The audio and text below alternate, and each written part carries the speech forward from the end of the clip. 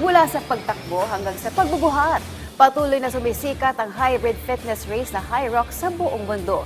Ngayong mas dumarami na rin ang mga Pilipinong sumusubok sa nasabing disiplina, ipinaliwanag ng isang running at HYROX coach kung bakit nga ba tinatangkilik ito ng marami. Para sa buong detalye, alamin sa ulat ni teammate JB Junio.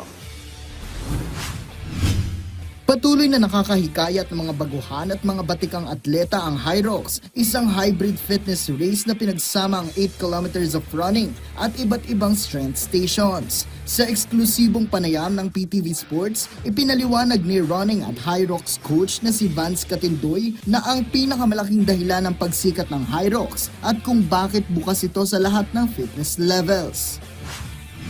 Firstly, I think just the accessibility of it. So no fancy equipment, just a gym equipment and running.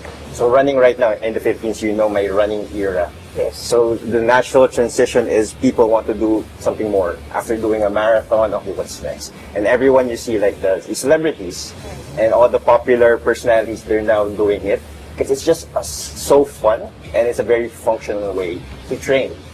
And also it gives the gym goers, yung mga normal nag-gym, it gives them a goal right now to do a race.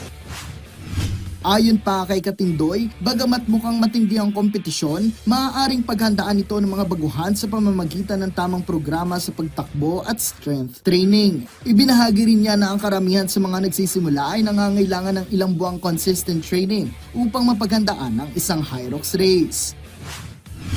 Give yourself like 3 months. That's what I did. Okay. So after 3 months coming from a marathon training block, I did HYROX. I got a respectable time of 1 hour and 30. Nice. Tapos, but for most people, 3 to 6 months. Either you're coming from running or coming from a gym background. Sa patuloy na paglaki ng hybrid fitness community sa Pilipinas, inaasahan na mas marami pang mga Pilipino ang hahamon sa kanilang sarili sa pamamagitan ng HYROX habang lalong lumalawak ang interes sa modernong fitness sport na ito. JB Junio para sa Atletang Pilipino, para sa Bayan.